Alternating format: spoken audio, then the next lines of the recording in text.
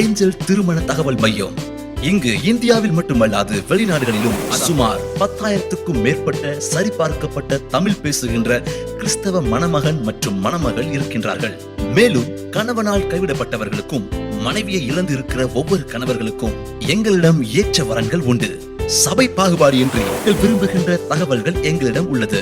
வீட்டில் இருந்தபடியே நீங்கள் விரும்பும் வரன்களை வாட்ஸ்அப் மூலமாக பார்க்கலாம்.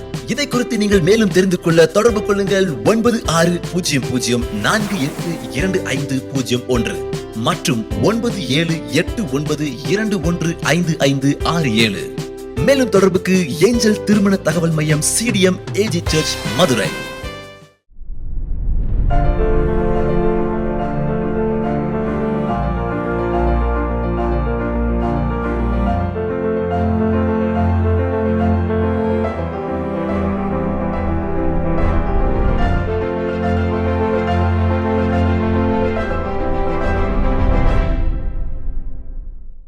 குடும்பம் கட்டப்படாவிட்டால் ஒவ்வொரு வாரமும் நீங்கள் இந்த நிகழ்ச்சிக்காக காத்திருக்கிறீங்க.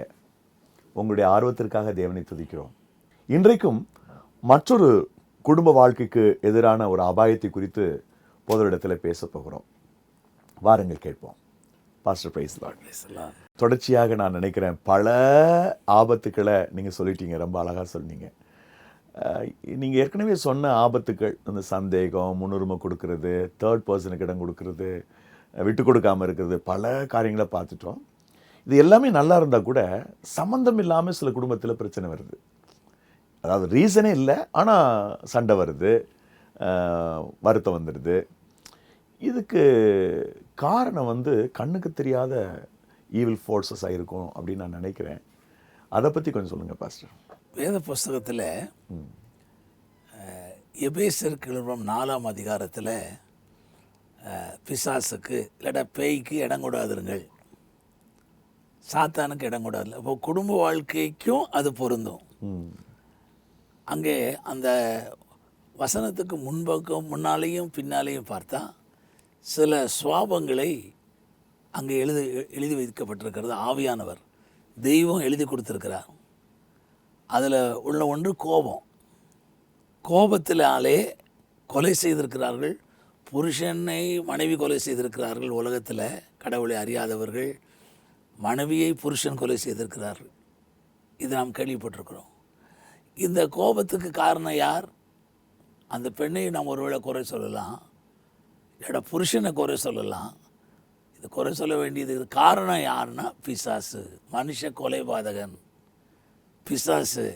அந்த கோபத்தை அவ இடம் கொடுத்ததுனால அவங்க கோபத்தில் என்ன செய்கிறோன்னு தெரியாமல் அவங்க தவறு செய்து விடுகிறார்கள். அதற்கு போல வருந்துகிறார்கள்.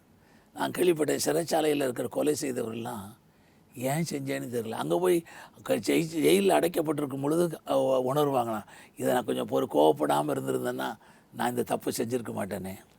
அப்போ இந்த கோபத்துக்கு காரணமாக இருக்கிறதுக்கு அவர்களை தூண்டி அந்த தவறை செய்ய வச்சது ஒரு பிசாசுடைய சக்தி.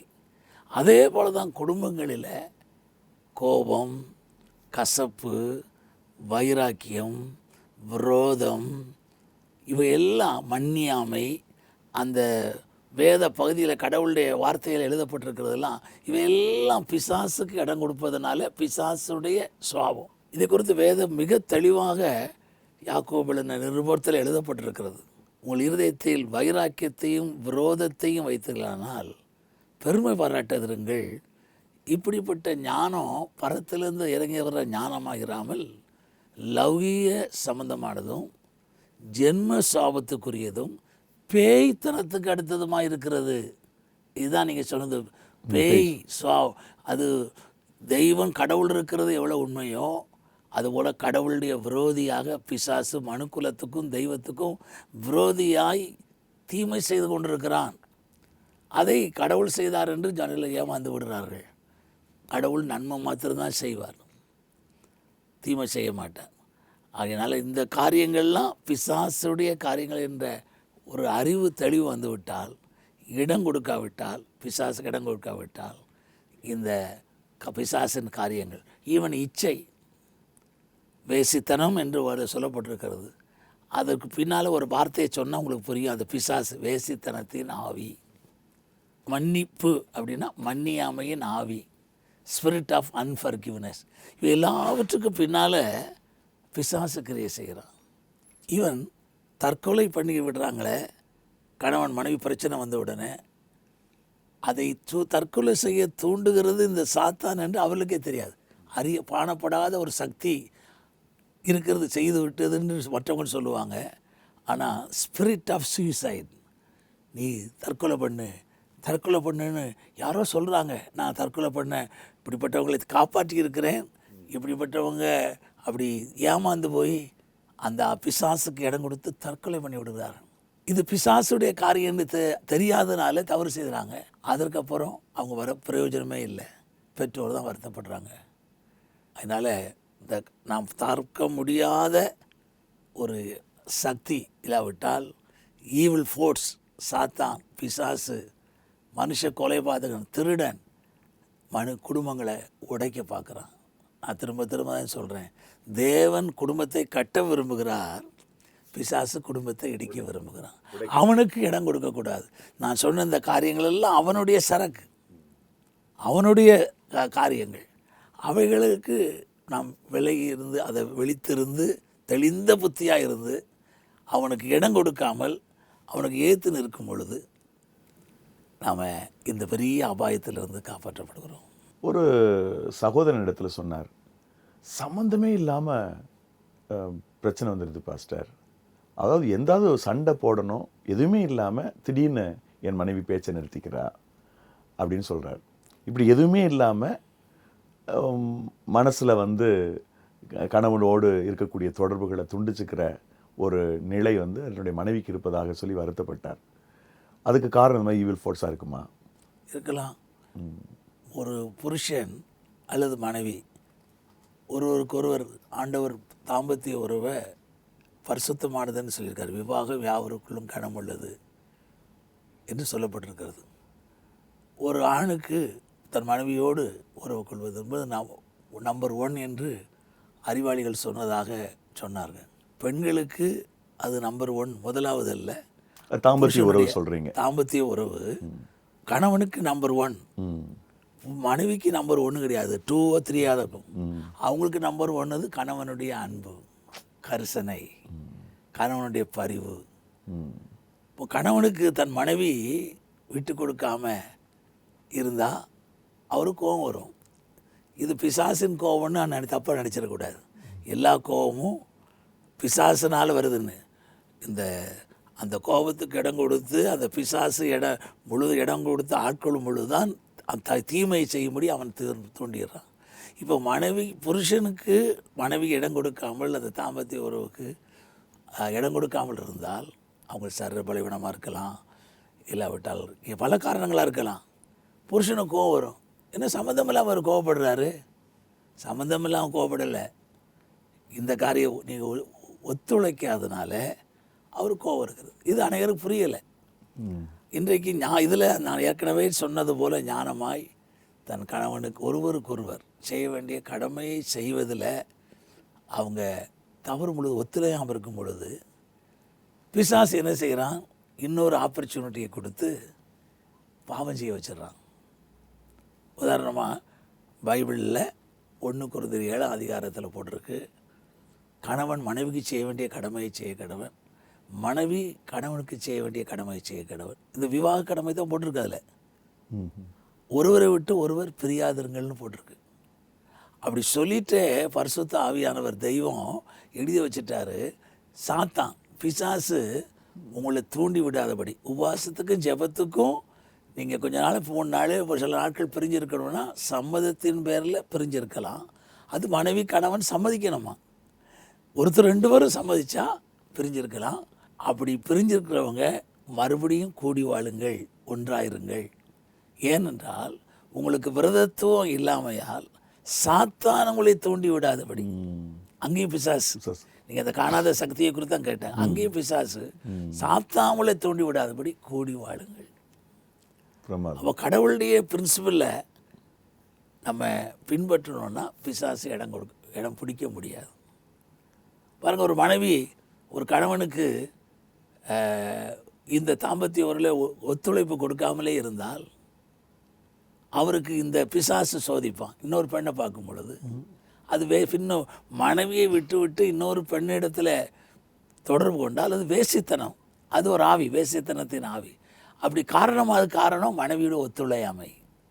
பிசாசு இடம் பிடிக்கிறது காரணம், பிசாசு மோசம் போக்குறது காரணம் மனைவியுடைய ஒத்துழையாமை. கணவன் செய்ய வேண்டிய கடமையை செய்யாமல் போனாலும் மனைவிக்கும் சோதனை வரும்.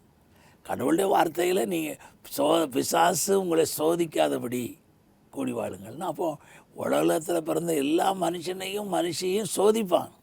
இயற்கையாக பால் உணர்வுகளை தேவன் ஆண்களுக்கும் பெண்களுக்கும் கொடுத்துருக்கிறார். அதை செய்ய தவறும் பொழுது இந்த அபாயம் நேரிடுகிறது. அந்த பிசாசு இடம் பிடிச்சிடறான், குடும்பம் துண்டிக்கப்படுகிறது, குடும்பம் உடைக்கப்படுகிறது. ஆண்டவர் குடும்பத்தை கட்ட வேண்டும் என்றால் இந்த பிசாசுக்கு இடம் கொடுக்கக்கூடாது. ஓகே பாஸ்டர், ஆல்மோஸ்ட் நம்ம இந்த நேரத்தை நம்ம முடிக்க போகிறோம். முடிக்கிறதுக்கு முன்னாடி பிசாசுக்கு இடம் கொடுக்காமல் இருக்கிறதுக்கு கொஞ்சம் ஆன்மீகமாக அல்லது பிபிலிக்கலாக என்ன செய்யணும் கணவன் மனைவி? வேதம் சொல்லுகிறது, தேவனுக்கு கீழ்ப்படிந்திருங்கள், பிசாசுக்கு எதிர்த்து நில்லுங்கள். தேவனுக்கு கீழ்ப்படினா வேத வசனமும் பைபிளும் தேவனும் ஒன்று தான். அது பைபிளில் என்ன சொல்லப்பட்டிருக்கோ குடும்ப வாழ்க்கையிலே கணவன் மனைவி அதை கீழ்ப்படிஞ்சிட்டா பிசாசுக்கு எதிர்த்து நிற்கலாம். தேவனுக்கு கீழ்ப்படியும் பொழுது பிசாசுக்கு எதிர்த்து நிற்கலாம். ரெண்டாவது, பிசாசுக்கு இடம் கொடுக்காமல் இருக்கிறது. இப்படிப்பட்ட ஆப்பர்ச்சுனிட்டியை கொடாமல் இருப்பது, இடம் கொடுக்காமல் இருப்பது. மூணாவது, தேவனை விசுவாசத்தில் உறுதியாக இருந்து அவனுக்கு எதிர்த்து நிற்பது. விசுவாசத்தில் உறுதியாக இருந்து பிசாசுக்கு எதிர்த்து நில்லுங்கள், அவன் ஓடி போவான். அப்போ விசுவாசத்தில் உறுதியாக இருந்து எதிர்த்து நிற்கலைன்னா அவன் ஓடி போக மாட்டான் போல இருக்கு. அதனால் எல்லாருக்கும் நான் சொல்லுகிற வார்த்தை, பிசாசுக்கு இடம் கொடுக்காமல் இருக்க முடியும். ஆனால் நம்ம தேவனுக்கு கீழ்ப்படியும் பொழுது, வேத வசனத்துக்கு கீழ்ப்படியும் பொழுது தான் நாம் எதிர்த்து நிற்க முடியும். விசுவாசத்தில் உறுதியாக இருந்து எதிர்த்து நிற்கும் பொழுது நம்ம பிசாசை ஜெயிச்சிடலாம். ஓகே, கடவுளுக்கும் அவருடைய வார்த்தைக்கும் முதலிடம் கொடுக்கும் பொழுது இந்த பிசாசை நம்ம மேற்கொள்ள முடியாது. குடும்ப வாழ்க்கை கட்டப்படும். குடும்பங்களுக்கு விரோதமாக இருக்கக்கூடிய ஆபத்துக்கள், எதிராக இருக்கக்கூடிய ஆபத்துக்களை உங்களுடைய அனுபவங்களோட ப்ராக்டிக்கலாக நீங்கள் ரொம்ப அழகாக பேசுனீங்க. இடையிடையே தேவ வசனங்களையும் காண்பிச்சிங்க.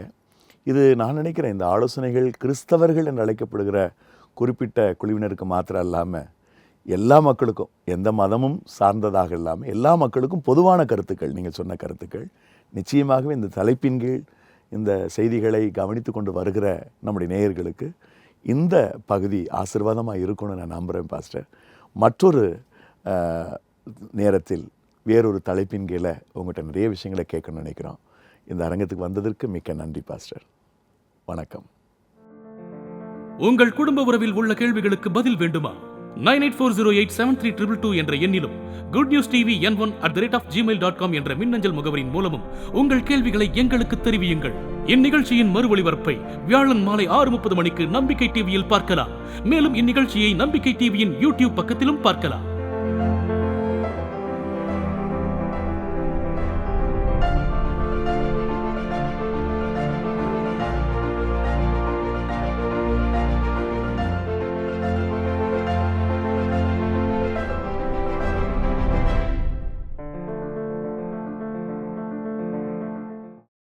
ஏஞ்சல் திருமண தகவல் மையம். இங்கு இந்தியாவில் மட்டுமல்லாது வெளிநாடுகளிலும் சுமார் 10,000க்கும் மேற்பட்ட சரிபார்க்கப்பட்ட தமிழ் பேசுகின்ற கிறிஸ்தவ மணமகன் மற்றும் மணமகள் இருக்கின்றார்கள். மேலும் கணவனால் கைவிடப்பட்டவர்களுக்கும் மனைவியை இழந்து இருக்கிற ஒவ்வொரு கணவர்களுக்கும் எங்களிடம் ஏற்ற வரன்கள் உண்டு. சபை பாகுபாடு என்று விரும்புகின்ற தகவல்கள் எங்களிடம் உள்ளது. வீட்டில் இருந்தபடியே நீங்கள் விரும்பும் வரன்களை வாட்ஸ்அப் மூலமாக பார்க்கலாம். இதை குறித்து நீங்கள் மேலும் தெரிந்து கொள்ள தொடர்பு கொள்ளுங்கள் 9600482501 மற்றும் 9789215567. மேலும் தொடர்புக்கு ஏஞ்சல் திருமண தகவல் மையம் CDM AG சர்ச் மதுரை.